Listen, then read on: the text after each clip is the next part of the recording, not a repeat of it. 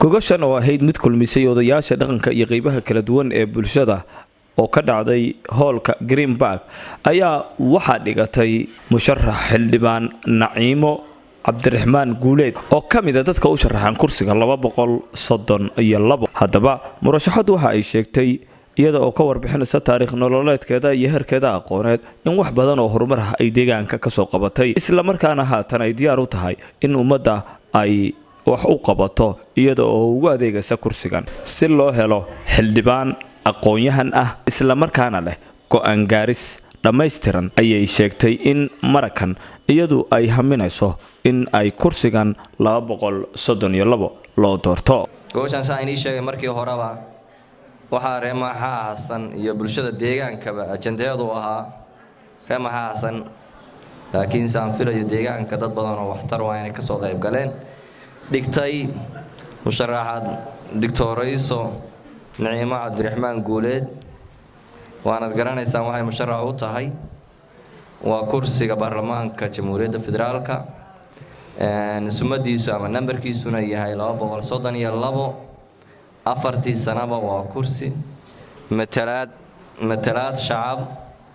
oo deegaanka Goldoob laga doorto goob doorashadiisuna tahay Puntland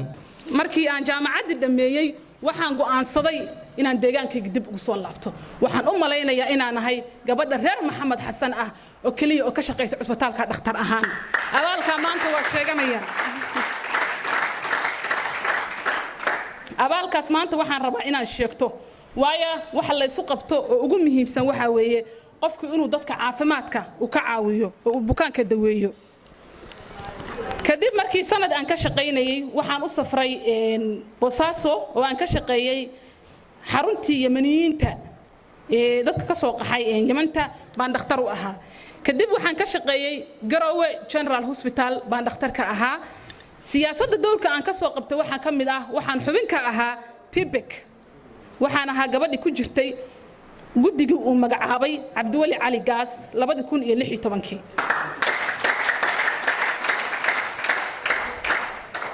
ujeedka maanta aan u qabtay gogashan oo aan u fidinay waxa weeye ugu muhiimsan inaan ku cadeeyo inaan ahay musharax u taagan kursiga sumadiisu ay tahay hob 232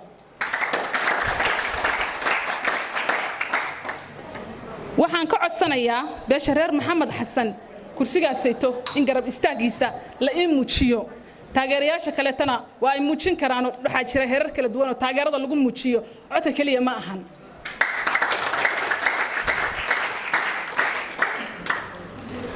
anigu waxaan aaminsanahay kursiga hob 232 waxa iska leh beesha reer Maxamed Xasan waana beel uu go'aankeeda ka go'o kursigaasayto qofkii ay konton iyo kow cod siiso iyo ka badan baana xildhibaan noqonaya waa dhaweyd baa qofkii isi loo doorto magac loo bixiyay hadda anigu aan oran karin nabadoonka hadda hadii qof walba nabadoon noqdo qofka baladoonka goor la keeni doono ma aqaan anigu nabadoon waa ahay laakiin midka haata dadku eryoonaya maahi mana rabo wixii ilaahay iga dhigay baan ahay midaas saas weeye waxay tahay waxaan salaamayaa xafladan quruxda badan oo la soo agaasimay oo ilaahay nagu kulmiyay waxa qofta la yiraahdo xildhibaanka Naciimo Cabdiraxmaan Guuleed ay xafladan dhigtay annaguna ku soo ajeebnay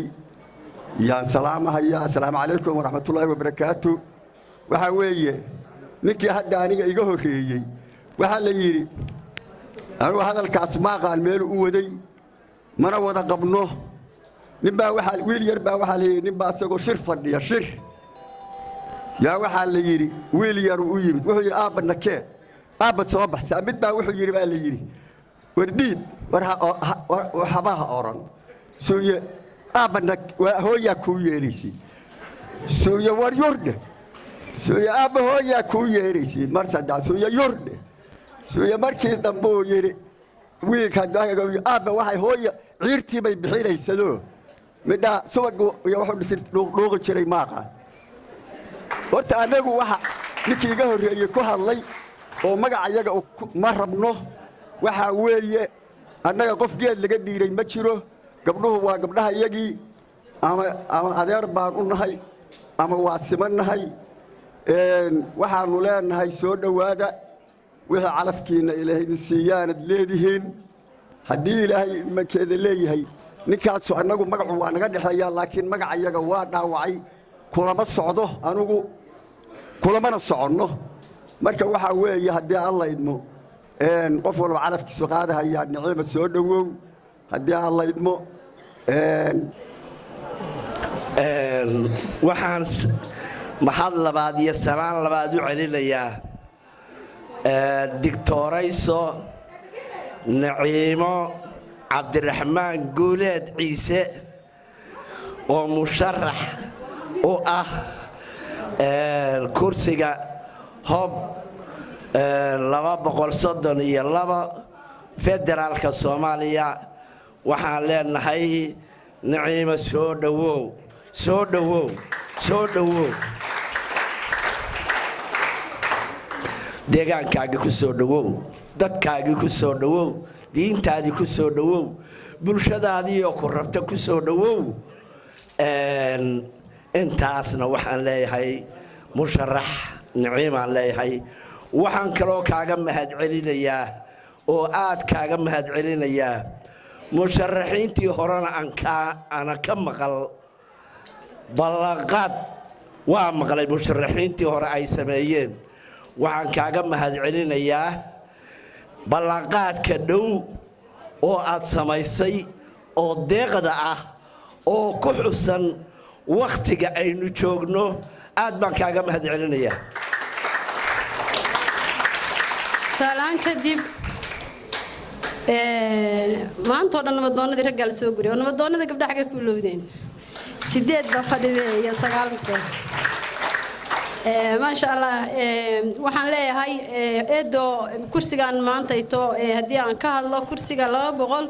hab 232 musharax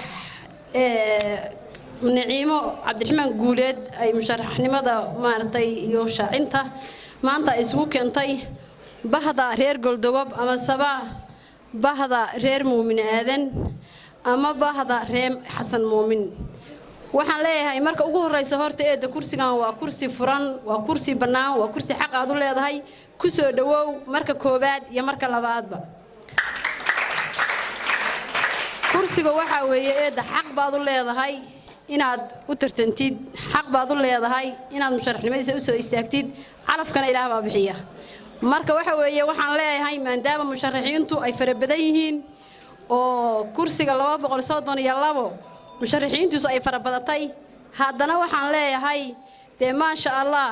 waxa taa lagu fahmi karaa inaan hiigsi iyo nolosha in wax laga fahmay ba musharaxiinta badan tilmaamaysaa iyo dadka in lala xisaabtamo marka waxa weeye aad baan ugu faraxsanahay hiigsigiina iyo musharaxnimadiina iyo tartankiina ma aha midna gelinaysa maaragtay walaac iyo wax kale waa midaan aad ugu faraxsanahay because ummad wax fahantay baa tartanta ummad wax fahantay baa maartay musharaxnimo soo istaagta horta alxamdulillah ilaahi maanta intaan oo ma taqaana faraxsan oo isku aabaa oo rag iyo dumar leh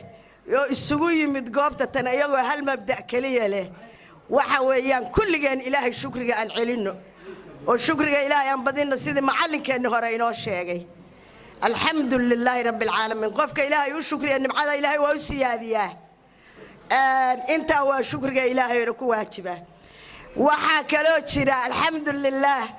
رجع انت إيشان كوهي هل مد أو صعب كيسكون دفتي لقوا ما أركو وحوي ويدين تعالى مالتي الناس دي كنا دقن دونتان إن شاء الله وحاجة دي سويسة نعيمة عبد الرحمن وحليه نعيمة هاي سودو إذا ذي باتهاي kursiga aad u tartamaysid nasiibkaagu ha ku siiyo weelkan baan ku leenahay gacmo furan baan rag iyo dumarba kugu soo dhawaynaynaa waana kuugu ducaynaynaa ilaahay casiiska casaa wajallaha nasiibkaagu inuusan kaa helin waxaan kaloo ere hadalkaa la soo gaabiyaa la yidhi waxay jaaris fiican inay siiyaan because waan hadal badnahay meelo badanna waan ka hadli lahaa naciimo waxaan u sheegayaa nimanka cududiyo cilmigooda lala cajabay ilaa yada gabayga iiga hormadhaye nimanka cududiyo cilmigooda lala cajabay suldaan iyo caalin iyo caaqilada u badan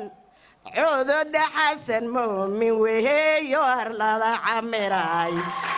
codooda xasan muumin weeyo arlada camiray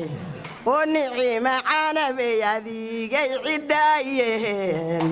naciimo canabey adigay cidaayeen alla ku dhameeye ma dhalaashadu ceel qabtaa maya